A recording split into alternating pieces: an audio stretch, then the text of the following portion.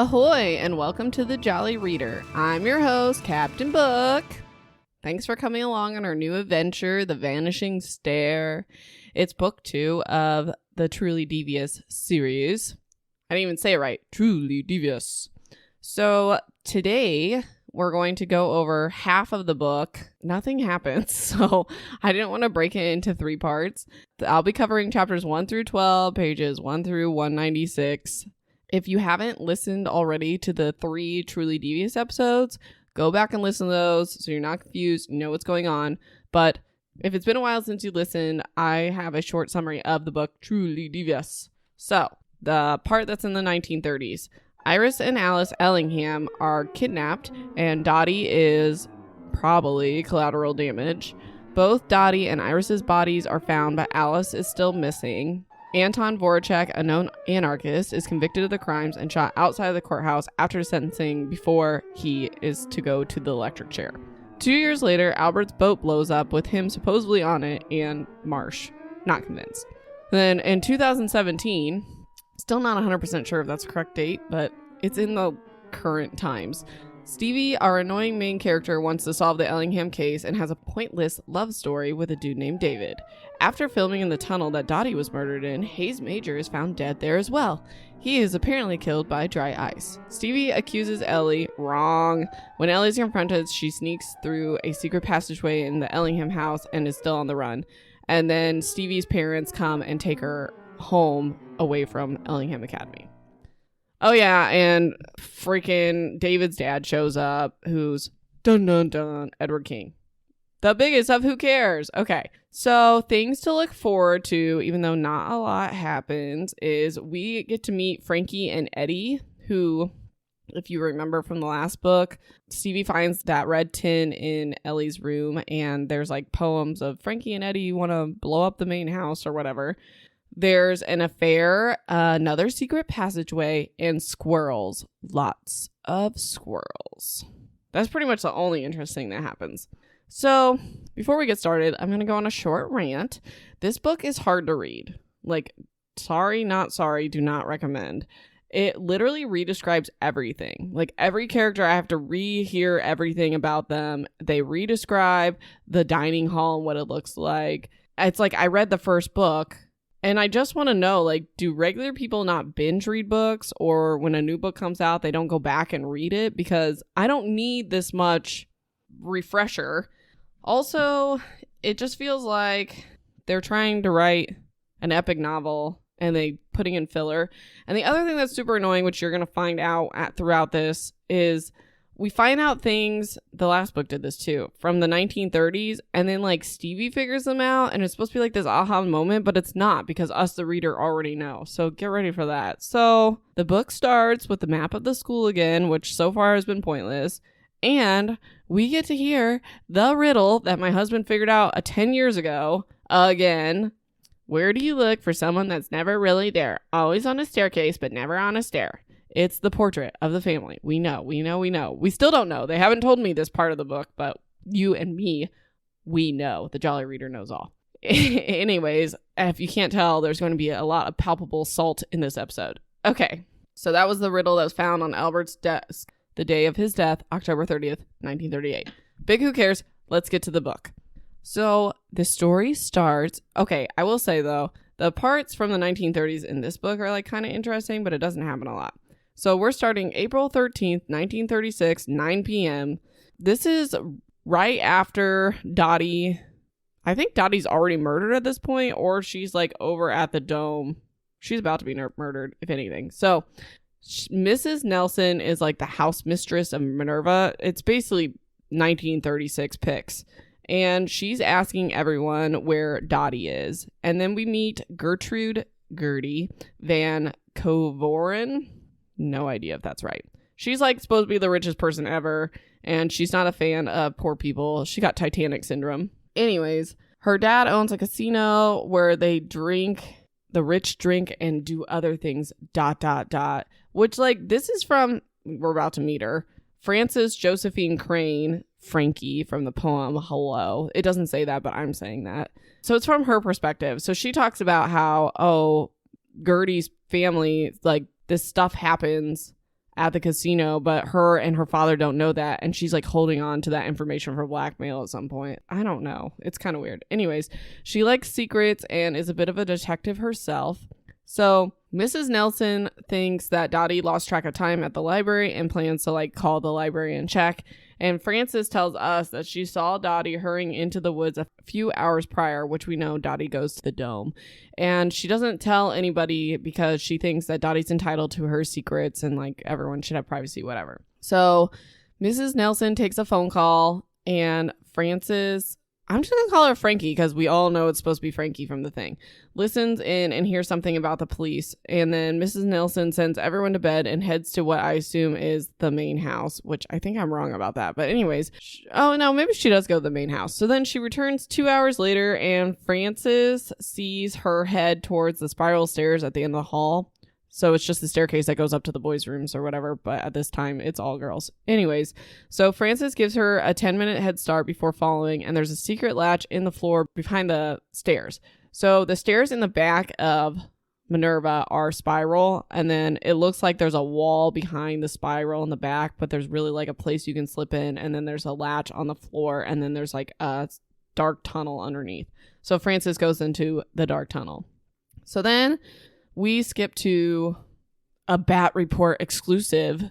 So it's titled Second Ellingham Student Missing, Ellie, and at large. I don't think it says Ellie. I think I'm saying that. But anyways, possibly involved in the death of Hayes Major, a Bat Report exclusive, October 15th. Okay, so basically it sums up Hayes' death from the dry ice and talks about Stevie asking to see pictures from the filming because that's how she figured out that the computer scratched out, blah, blah, blah.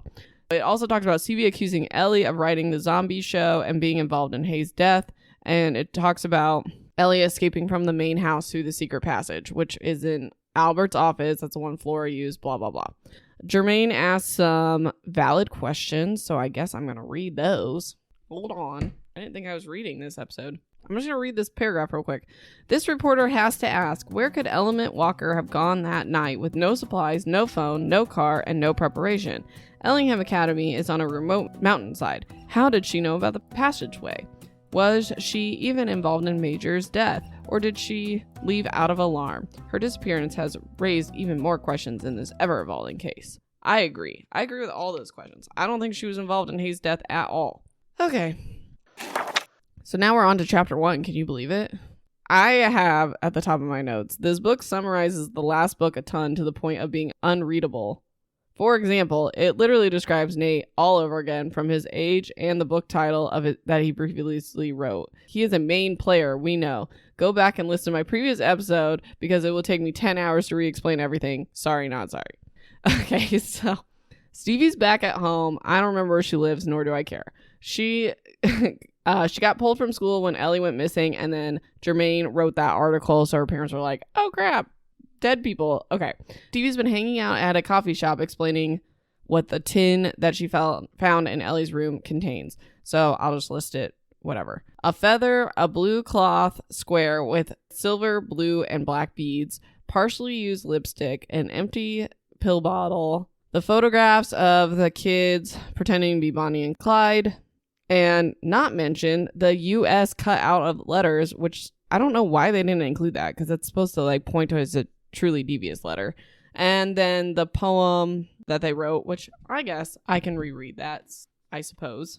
The Ballad of Frankie and Edward, April 2nd, 1936. Frankie and Edward had the silver, Frankie and Edward had the gold. They both saw the game for what it was and both wanted the truth to be told. Frankie and Edward bowed to no king. They lived for art and love. They unseated the man who ruled over the land. They took.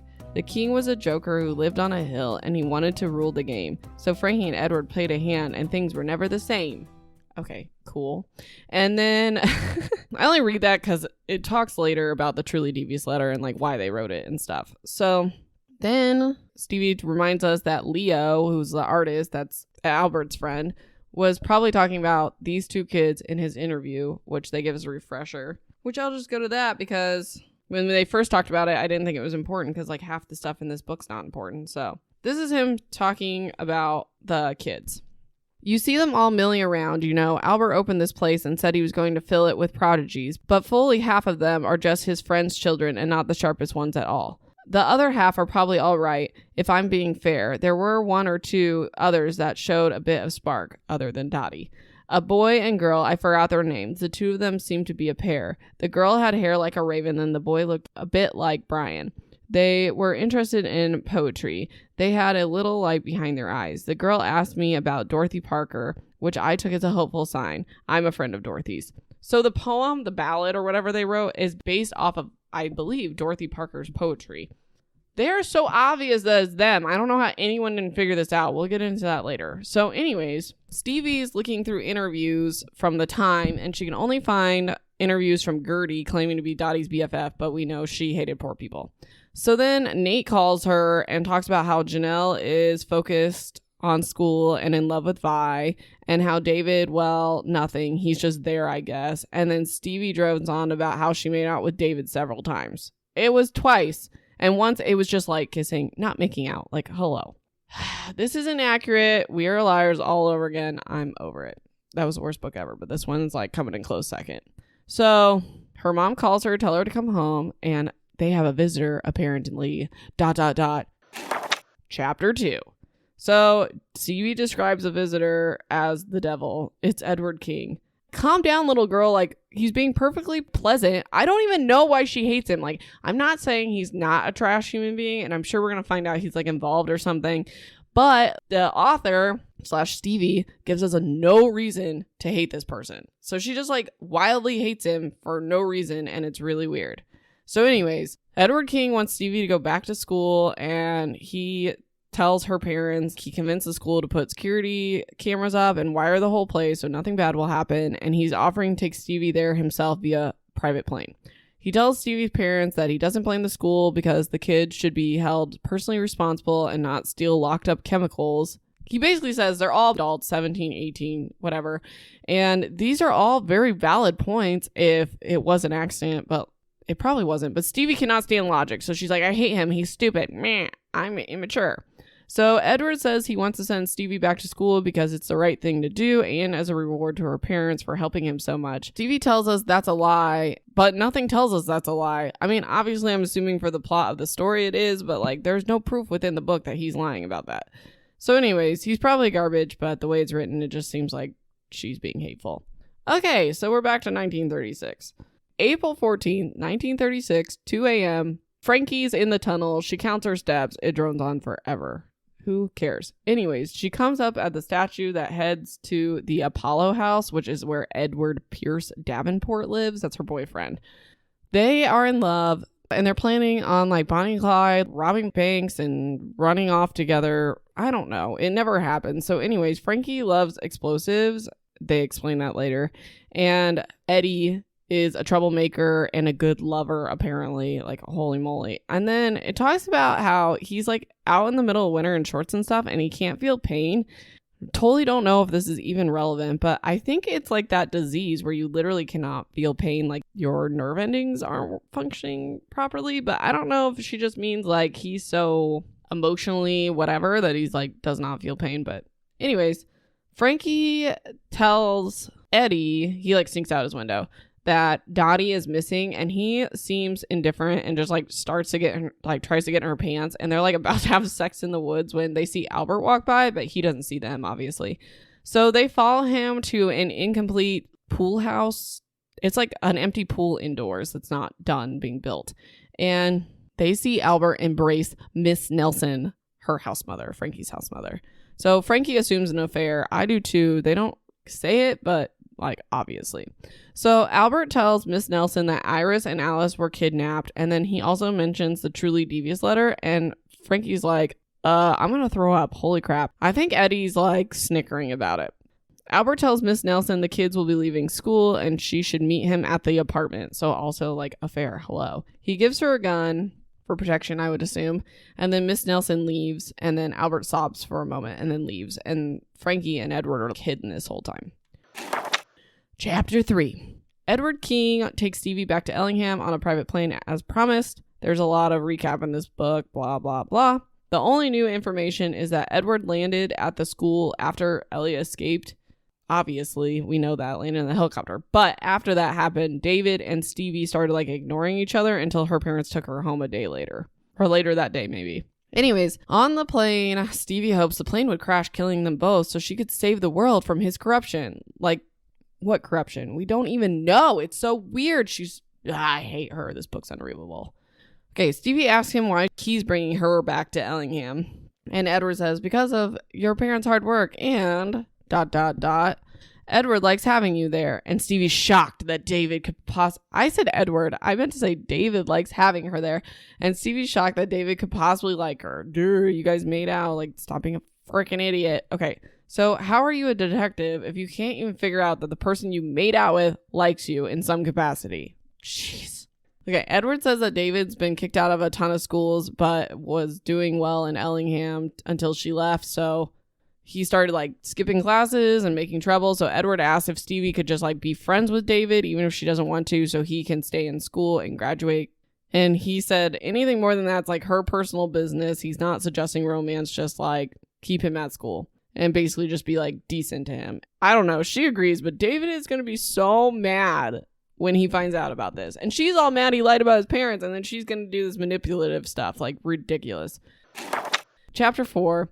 Edward drops her off after they land, and he tells her it'd be best not to mention that he flew her to the school. The school knows that her parents is allowing her to return, and that's about it.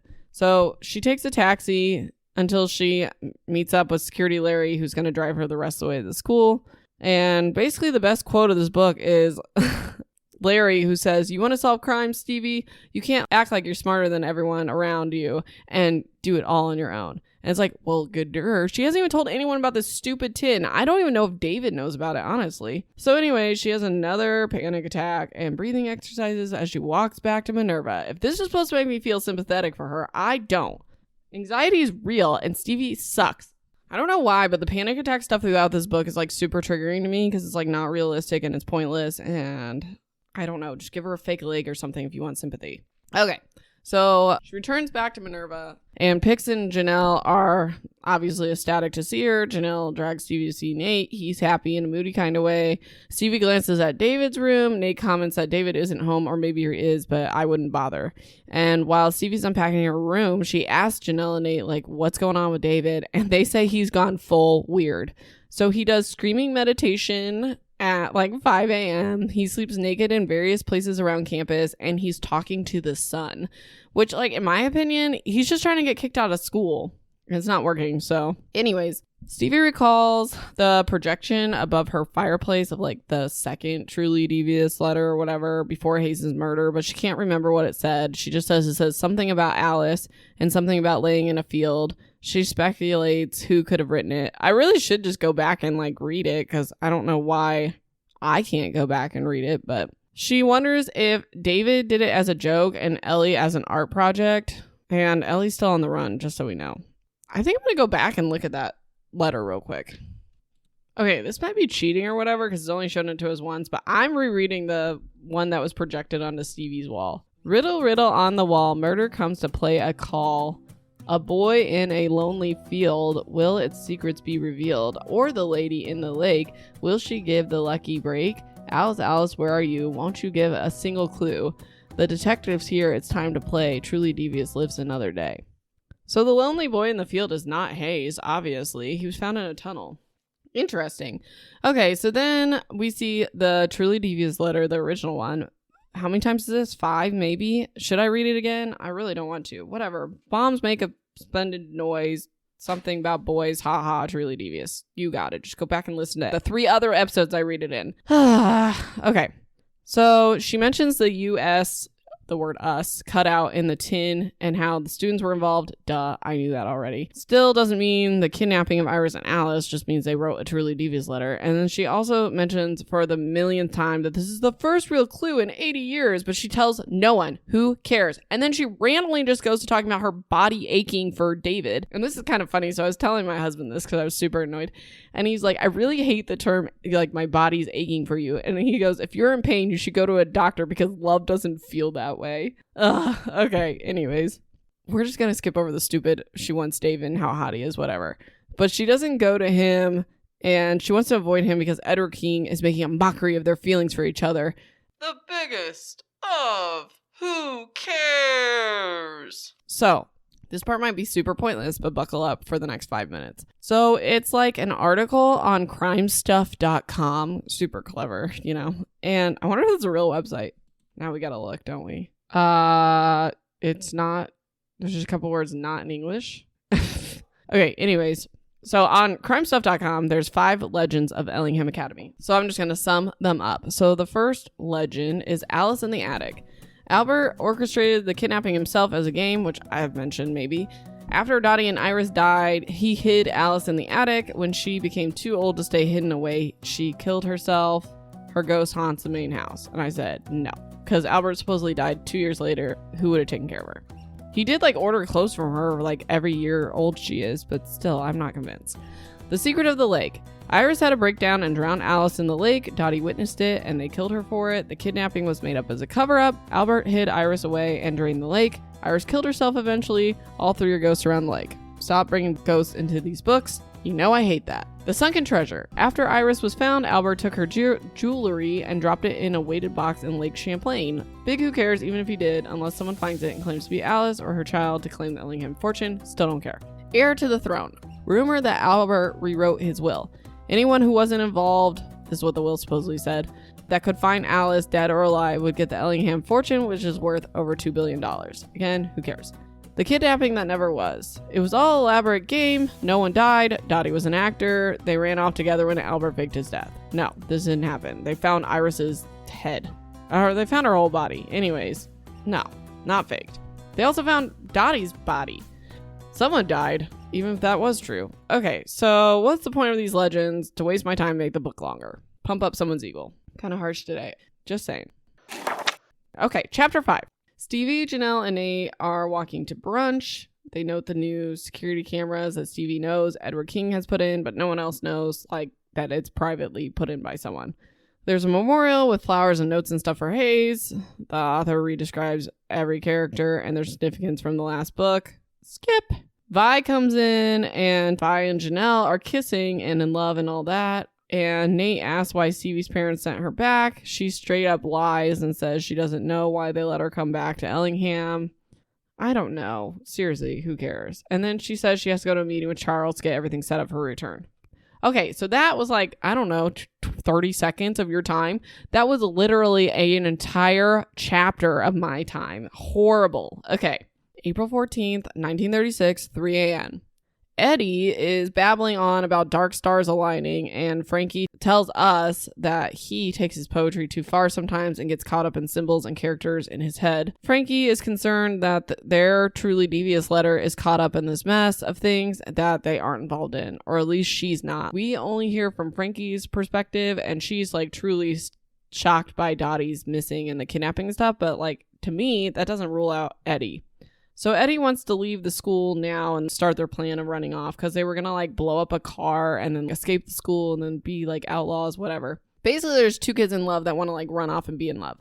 So Frankie says they have to play it smart so they can make a long-term escape. And she says that Eddie wants to be an outlaw without the discipline or practice. So she keeps him in line, and she's been making her own preparations, and she knew she had to make it back to Minerva. So this part's like kind of weird, but she can't take the passageway because Miss Nelson could be in there, and Miss Nelson would lock the door into Minerva when she came out, obviously.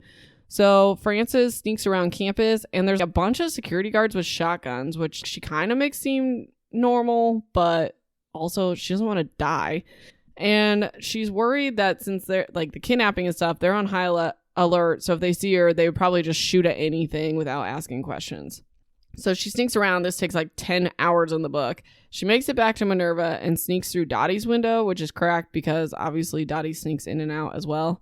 But before Frances can walk next door to her room, because I think Dottie's room is now Stevie's and Frances's room was Ellie's. So anyways, before she walked to her room, she gets caught by Miss Nelson, and Miss Nelson tells her to stay put in the common room, and they have an armed man guard her. Chapter 6. Stevie mentions the portrait above the stairs in this chapter, which we know is the answer to the riddle. But pretty much like the only important thing about that is she talks about it being like kind of creepy and that Leo painted it. And then she also says it's oversized, it's 4 feet tall. So I'm saying there's definitely a secret door behind it. Security Larry shows Stevie the new security setup. And there's cameras everywhere, and they can follow a specific person through face recognition. He like shows her walk to brunch and stuff. And it also scans ID cards as people walk by. And there's over 80 quote unquote listening pods. And he's like, it's pretty good, but like obviously face recognition and stuff isn't like always accurate. So Stevie overhears the headmaster Charles and Dr. Quinn, the strict professor, arguing. Dr. Quinn doesn't like that. Dr. Quinn doesn't say this, but assumes Edward King has so much control. Dr. Quinn says, he shouldn't have a say. Do you really want to be a part of his narrative? Do you want him to be able to say he made Ellingham safe?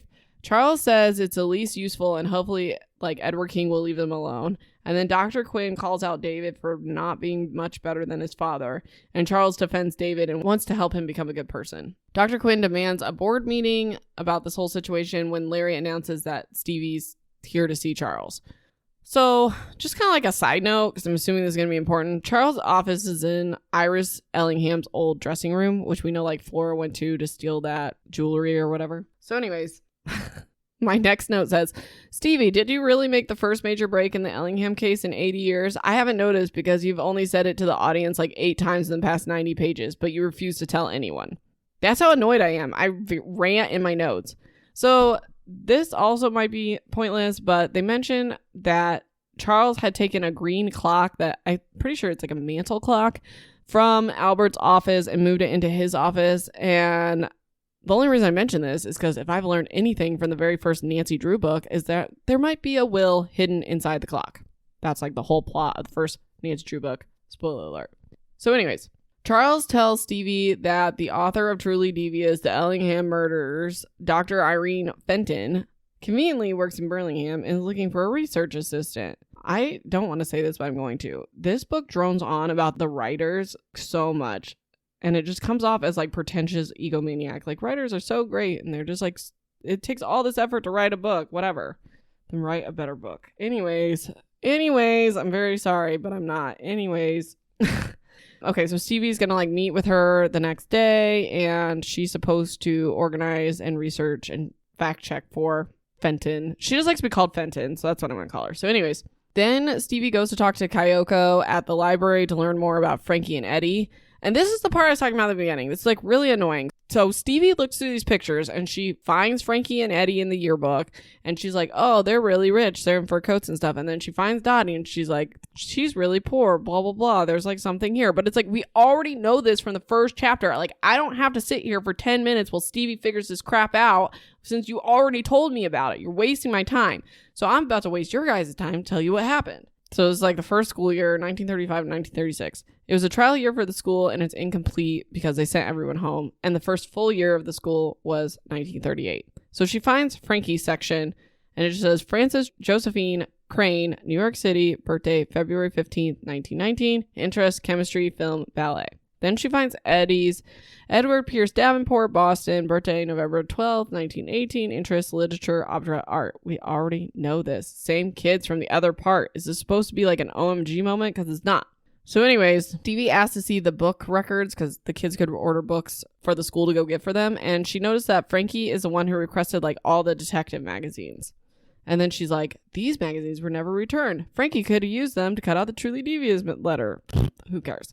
So she does more research and doesn't find much about Frankie after 1940. Basically, like, Frankie went to some social event and she enrolled in college, but was never on the graduate list. There's, like, really not much about her. But there is something about Eddie. So he's described as an American poet best known for his published work in 1939, Milk Moon. In 1940, the day the Nazis entered Paris, where Eddie was living at the time, he got drunk and high and jumped off a building to his death. They like interview people about Edward's death and they're like not saying super nice stuff about him. And Stevie says out loud, your friends are real dicks. And then a voice replies, I know they are, but they're the only ones I have. And then that's when the screaming started. ... Chapter 7. Squirrels. We're at the squirrel part, everybody. Tons of squirrels were running through the library. That's why everyone's screaming. David did this. We'll get into it. But David says that Pix is a trained wildlife person. So he let these squirrels loose so Pix would come and Minerva would be empty so him and Stevie can search Ellie's room. So long story short, Ellie's not an outdoorsy person at all, and David doesn't think she could have left Ellingham alone. Duh. Ellie's his friend, so he wants Stevie to help him find out what happened to her. Interesting side note. David said that Ellie couldn't light matches. She would always use a lighter because it was easier, which seems unreasonable. Whatever. But she got in trouble for starting fires in her room. Pix talks about it in orientation. So Stevie's like, that's weird. But I'm also like, she could have used a lighter to light like her incense and starting fires. I don't know. They're trying to make it something. It's stupid. So anyways, Stevie also says like, oh, she's an artist. She works with her hands. She can't light a match. But like Albert Einstein couldn't screw in a light bulb. I don't know. They talk about it a lot. I don't really see the relevance. So they search their room, find basically nothing. There's like a loose board, I'm pretty sure in the wall. And it's just big enough to stash the tin. So that's where she thinks it was. And Stevie thinks she feels some of the fabrics. So she pulls it out and it's a dead rat. I don't care. So anyways, David gets a text saying to come to the Great House for the squirrel incident. The end. No. Chapter 8. So Stevie starts Googling, trying to find more information on Frances Crane. She finds out that Frankie's dad, Lewis, owned a flour company and there was an explosion. So I actually Googled this. So flour is like really flammable. So in a factory setting, if the particles of flour is all over the place, it can catch fire and then it just like the whole place would blow up. So that's what happened. There was an explosion and 8 people died and 30 were injured. And this is mentioned like earlier, but this is why Frances is obsessed with explosives. Like her dad took her to see the aftermath and she was like fascinated ever since. So anyways, Stevie finds this passage in like a cookbook and it mentions that Frances was a hellraiser and her parents sent her to Ellingham Academy. And then when she returned home after the kidnapping, tragedy like followed them, whatever. So Stevie emails the author Anne Abbott to see if she knew what happened to Frances, but that has not come around yet. There's no response yet to the point I'm at. So then, also like really random, but Janelle makes Stevie a friendship robot that can attach to her phone. I don't know. But then she invites Stevie to the yurt because there's like a gathering. Vi is discussing the surveillance at the school, doesn't like it and thinks there's an outsider that put them in, like put the cameras in. So then we meet a large boy, like literally they say he's humongous, named Mudge. And he approaches and tells Stevie that Pix sent him to catch her up on stuff they learned in anatomy. And then she goes to talk to Jermaine Bat. And Jermaine reminds Stevie that Stevie owes her a favor for letting her use the pictures that shows Hayes' computers not previously scratched. Whatever, it's just saying she's going to collect on that favor at some point. So then Jermaine asks what Stevie thinks happened to Ellie, but the conversation's kind of pointless. And Jermaine tells us that they have Ellie's phone records and she didn't call anyone or for someone to come pick her up. So Jermaine suggests Stevie looks into the idea that Ellie used a friend's phone. I think she's like kind of pointing at David, but I don't know. And I'm like, maybe she had a burner phone or something. I don't know. I'm not even convinced that Ellie's still alive, for being honest. So David walks in and Stevie walks over, leaving Jermaine. David is talking to Janelle and Vi, who are really mad at him for being disruptive and ruining this like fun school stuff or whatever. And David announces that his punishment is that he can't go to Burlington anymore. And Vi and Janelle leave upset that that's his only punishment for the squirrels. So then Stevie says she's going to leave the yurt too and invites David to join her. He asks Stevie where she thought Ellie was. And they basically decide that if Ellie had nowhere to go, she was home. Like, she's a free spirit, so she could literally be anywhere. And David thinks Ellie is innocent. Obviously, I think so too. Stevie gets defensive and is like, I didn't accuse her of murder, but she could have done it, ... No, that's not what happened. Anyways, David's like, no, Ellie would not drag hundreds of pounds of dry ice to ruin someone else's art just to get back at them. I completely agree with this. David tells Stevie he lied about his dad because he didn't want her and everyone else to hate him for being Edward King's son. I still want to know why Edward King's so bad. Like, this is not mentioned. For all the details in this book, like, I want to know if he's like a baby killer or something. Like, what is this guy? Does he like kick dogs for fun? I need to know. So Stevie wants to kiss David, but she doesn't want to give Edward King the satisfaction. It's gross and boring. Who cares? She gets super awkward and says she's going back to tell Nate she's leaving. David says he'll see her at home, and they go their separate ways. Big who cares. April 14th, 1936, 6 a.m. This is Frankie. Frankie basically describes the whole Truly Devious letter and why and how it was made. So she says that she used to like Albert, and he would show her around campus, and Honestly, it comes off of like really creepy. I told you he's like strong pedophile vibes. But anyways, they had to like blow up the mountainside to make the school, and he shows her where like the dynamite and explosives are because he knows she likes them, and she's like holding a stick of dynamite. And Albert makes a joke that he couldn't make her too dangerous to marry or her father would be upset. And then it's basically all over from there. Like Frankie's like, this dude doesn't care about my interests. He only thinks it's just like a joke, and he doesn't even care about us. Everything's a game to him, so let's play a game. Frankie wanted to give Albert like a taste of his own medicine, so that's why she recruited Edward to help her make the letter. Because, side note, her and Eddie have been like in love since day one, so whatever. So this is the part where I was saying, I don't know how no one figured out who wrote this letter, because like a couple days before she writes this letter, she encounters Marsh, the FBI agent, on campus, and she innocently asks him about like ransom letters, and she discovers, like, he tells her that cut out letters like that would be unforgettable. Why is no one putting two and two together? I don't understand. But anyways, Eddie comes up with the poem idea. They use gloves and tweezers to assemble the letter. She pays someone off to deliver the letter, so it seemed like it's coming from Burlington and not traced back to them under some like pretense. I don't know. It explains it, so there's no loophole. Frankie had no idea this would get caught up with Iris, Alice, and Dottie. But like I said, I don't know if Edward's involved. So then now we're like back with Frankie at the Minerva house, and Miss Nelson tells all the girls that there's a bomb threat, so they're being evacuated. And in the chaos, Frankie sneaks into her room and tries to pry the board off to get what we assume is the tin that Ellie later finds. And Miss Nelson prevents this from happening, and Frankie never returns to her room in Minerva ever again. Chapter 9. So I'm not sure the relevance of this, but it's been brought up in both books, so I'm just going to say it. There's a sign leading to Ellingham that just says moose, and Stevie always says there will never be a moose. She's never seen a moose. It isn't explained, but it's mentioned literally like 5 or 6 times. I also Googled it. There's plenty of moose that live up there. I'm not really sure. Why do I care? So Stevie's reading an excerpt from the book of the author she's meeting, Fenton, on her way to Burlington about the discovery of Dottie's body. And there's not like any new information really, but like pretty much the overview is there's like a milk delivery man. He's eating lunch. He like goes to go to the bathroom in the woods. He finds her body, and then he obviously like goes and calls the police. She has a large fracture on the right side of her skull. It's likely that she was in the dome when the kidnappers arrived to receive their ransom and was collateral damage, like I've been saying the whole time. But that's like also the theory of this author.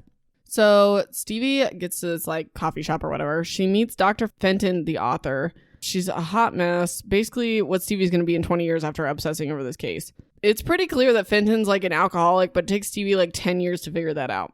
So anyways, Fenton quizzes Stevie on what she knows about the Ellingham case to see if she's worth working with. Then she gives Stevie a large list of things to fact check, like guest list and color of paints and where things are located. And she says that Stevie can get most of the things from the attic archives. And then she mentions that Fenton mentions that she has information that will bust the whole case open. And she might tell Stevie if Stevie does a good job. So they're going to meet the next Saturday at Fenton's house on campus in Burlington because she's a professor. And then Stevie is told never to send information electronically. So then Fenton goes to the bathroom and her nephew shows up, Hunter, and he's like Stevie's age, but like I'm kind of under the assumption that he's in college. So he's probably like 18. And he mentions that he lives with Fenton and then goes to school focusing on environmental studies. He basically like notices Stevie and likes her, thinks she's cute or whatever. So then he's helping Fenton to the car, even though he has a crutch, which is never explained. He has a crutch. And then he's helping her because she's drunk, but Stevie can't figure that out. Anyways, Stevie talked about how boys have started noticing her body, and I just say I'm throwing up emoji. Like, I don't even know what to say about that. Like, oh, boys notice me and like me. Like, you're all teenager, duh. Anyways, moving on, please. Chapter 10. So on the way home from Burlington, home being Ellingham, Stevie is thinking about Hayes' death and how it doesn't really make sense. It's everything I've told you every episode. So basically, she's coming to the conclusion that it's unrealistic that Ellie killed him. Now she wants to know where Ellie is and how she possibly got out of Ellingham. Duh. So she's like looking around the outside of the main house, and there's like bars over the basement window that Ellie supposedly escaped from. So she asks Larry to show her the basement window. And Larry's like, no, whatever. 10 minutes later, freaking, he's like, okay. So they go down to the basement. This is kind of cool. So it's like a labyrinth down there, and there's like small hallways and fake doors that lead to nowhere, or like brick walls, and then there's pointless walls and rooms and stuff. And then Larry tells her that Ellingham would have his guests like play games down there. This is for Josh. Murder Strike Midnight. Anyways, it's a game my mom had us play when we were little. So none of the walls and stuff are on the blueprints, and Albert would regularly have the walls knocked down and rebuild new walls, so no one could ever like fully figure out what the basement was like. And then, I don't know if this is important, but there's hatches in the floor where food was stored and like used as freezers. They put like ice cubes, like large, whatever. Anyways, Stevie's looking at the window that Ellie went out of, and she's talking to Larry, and she says Ellie would have only had a 5-minute head start, so how the heck did she get out? Oh, by the way, so we're like, oh, there's a metal grate over this. There's no way Ellie could have gotten out. And then Larry's like, it latches from the inside. She could have just like popped it open. Wow. Glad I spent 10 years of my life on that. So anyways, Stevie, let's see her. Okay, so she's asking Larry what he thinks happens, and he says he thinks she met up with someone in Burlington and she'll eventually come out because there's like cults and not cults. Whoa. What was she a part of? Communes in Burlington, and like she probably found a safe space there. So he thinks that Ellie's not dangerous, just someone who was scared, and the Hayes thing was just a prank gone wrong, which like I half agree with that. Stevie runs into David. Big who cares. He asks if she found anything out. Not really. She starts a fight with him for no reason, but also thinks he's hot. She walks away wondering if everyone, including David, blamed her for Ellie's disappearance. I know I do. Chapter 11. We're almost there. Stevie has an anatomy with the awesome goth kid Mudge, and she finds out he wants to be an Imagineer at Disneyland. It's random, but like, it's a fun tidbit. So anyways, David meets her after class, and he's surprised Ellie didn't tell him about the passage out of Albert's office because they share things like that. And it makes me wonder if David already knew about the tin, and it also makes me wonder if David knows about the passage in Minerva, like under the stairs. So he doesn't give Stevie any more information, but whatever.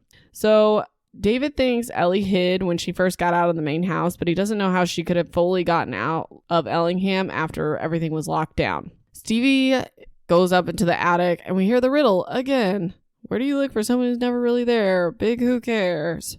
So then Stevie says there are 307 items on Fenton's list to fact check. Nothing interesting. She looks at the dollhouse. Nothing happens. So then Edward King texts her, I hope things are going well, and she's mad and claims he doesn't own her. What? I don't care. Last chapter. Let's do this. Chapter 12. Stevie and Janelle briefly discuss Halloween costumes because it's Halloween day. Janelle is going as Wonder Woman, and Stevie's too good for costumes, of course.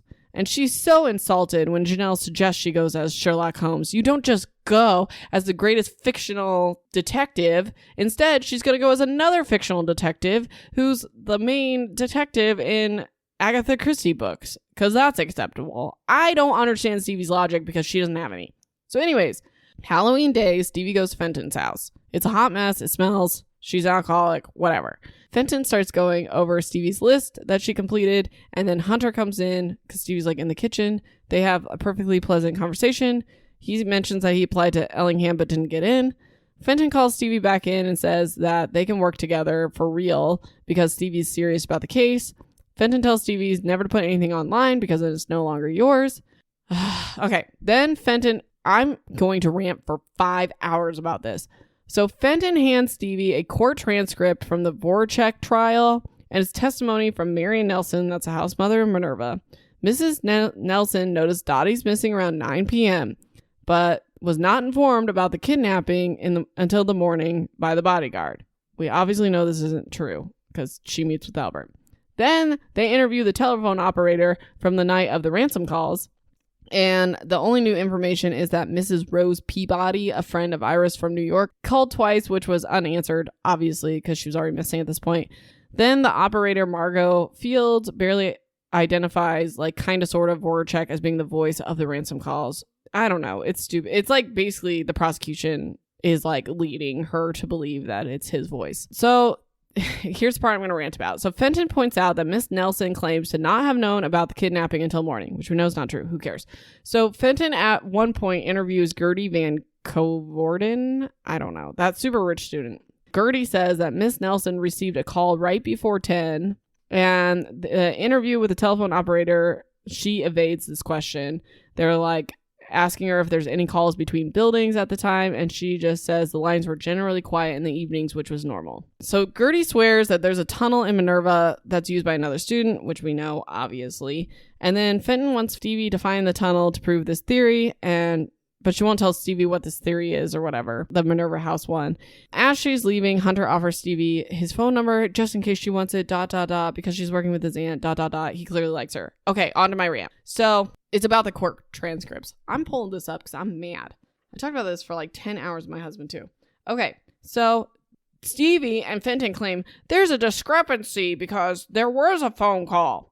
Okay, so I have my book open. We're gonna go through this. So Miss Nelson says, they ask her, can you tell us when you first realized Dottie was missing? She says right after 9. Then she explains that there's like curfew, but the kids are allowed to go wherever they want. Then the prosecution says, when did you first learn she was missing? When Mr. Ellingham's men came to the door at dawn and told us to get the children packed and ready to leave. They don't say, when did you find out Iris and Alice? It says she, singular, Dottie. So 1, that makes no sense. 2, the phone operator. So she talks about a call at 8:47 and at 9:50. That one's Mrs. Peabody. Those were the only calls, yes, coming in and out even between buildings. Some days the Ellingham lines are busy, but the evenings are generally quieter, blah, blah, blah. So supposedly the inconsistency is that there was no other calls because there's no calls between 10 and midnight. Gertie says that it was before 10. The call was before 10 that Miss Nelson receives. So it's not an inconsistency. Like, it's a little shady, but like there's nothing even there. And we rant about it and like, oh, we're solving the case. No, you're not. And we already know this information. It's ridiculous. Let's move on to my lingering question so I can yell a little bit more. Okay.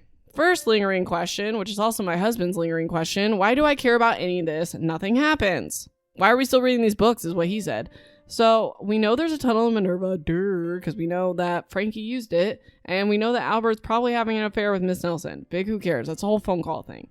We don't know, but I'm telling you, Ellie didn't murder Hayes. Something more is going on, obviously. We know that Francis is Frankie and Edward's Eddie, and nothing happens in 200 pages. Nothing happens. That was half the book, you guys. Okay, so are you ready for my theories? Because I got a couple good ones. So my first theory is that Edward King is Eddie's grandson. So Eddie is like 17 in 1936, and then he kills himself in 1940. So he would have had to have his son before he's like 20, which would make that person in his 70s. So if Edward King's in his 50s, he could easily, and it could be a family name. Why would you name two characters like the same first name? So running with that theory, Edward King wants to run for president. So maybe he's trying to like destroy evidence related to Truly Devious. Because like obviously Eddie wrote the letter. I also think he recruited Ellie to befriend David similarly to what he's doing with Stevie. Because he talks about how David got kicked out of a ton of schools and stuff, but obviously David made it through a year at Ellingham and he was friends with Ellie, so like maybe. But keeping David in school would allow Edward King to be involved with the school without raising suspicion and put in the cameras and stuff like that. And I'm thinking maybe he could have potentially been a past student there, and that he probably told Ellie about like the secret passageway in Minerva or the secret passageway in the main house. And I also say I wouldn't be surprised if Edward King and Ellie had some sort of romantical involvement. This is not stated, but like in the very first book, they're talking about their love lives and Ellie just says like nothing about her. She like avoids it. I also think like Edward King could have helped Ellie escape from the school after she was confronted. But I also have like a side theory that Ellie's in the tunnel in Minerva, either dead or alive. And then like Stevie's gonna find her or like evidence of her being there when she goes and investigates this tunnel.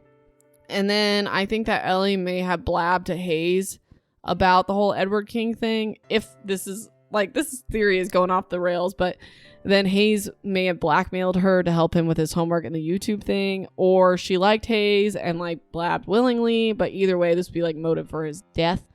This also explains security cameras in the school, which I mentioned, and why he brought Stevie, like Edward King brought Stevie back to school. If she uncovers anything, he would know about it and he could take care of it. Second theory, for no reason in this book, but I think Vi is involved somehow with the Hayes thing. I think they are only dating Janelle so that they can be in the group and like know what's going on. I also think Vi would know about Janelle's key card, which I mentioned before. And like the way it's returned, so Janelle's key card's left outside Minerva on like the sidewalk. Why would some random person that steal it? They would just like throw it in a trash can or something. But like Vi would return it, I feel like.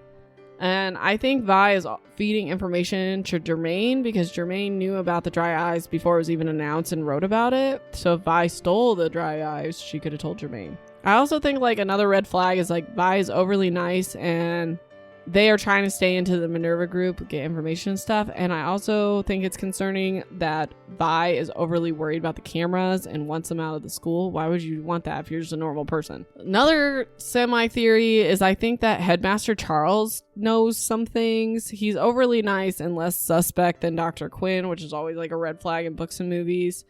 He allows Edward King to install the cameras. He has Iris's old dressing room and just moved that clock in there. He could have helped Ellie escape the school because it was his idea to lock Ellie in the office and go get her food, like, so everyone leaves her alone. So my final lingering question is, how did David get 50 squirrels into the freaking library? Someone explain that to me. Okay, so I'm going to try to put this in. I've been thinking about this and I have another theory. So I think... I'm saying this right now. You're going to hear my child and everything in the background because my family is in full-blown functioning. We just got home from practice. I think that Albert planned the quote-unquote kidnapping. I think he wanted to kill Iris, and I think he wanted to go run off with Mrs. Whoever her face is from Minerva and go live happily ever after. I think Alice wasn't even with them. And he kept her, and that's why he was getting the clothes and stuff, and he was paying the ransom, even though it seemed ridiculous, because he was going to save some of that money for himself after he paid off the other people. And I think Voracek killed Dottie because he was picking up the ransom money at the Dome. But I think Albert faked his death on the boat and lived happily ever after with Alice and his girlfriend, and all this was to have Iris killed. So there's my theory. I'm putting it out there. Bye.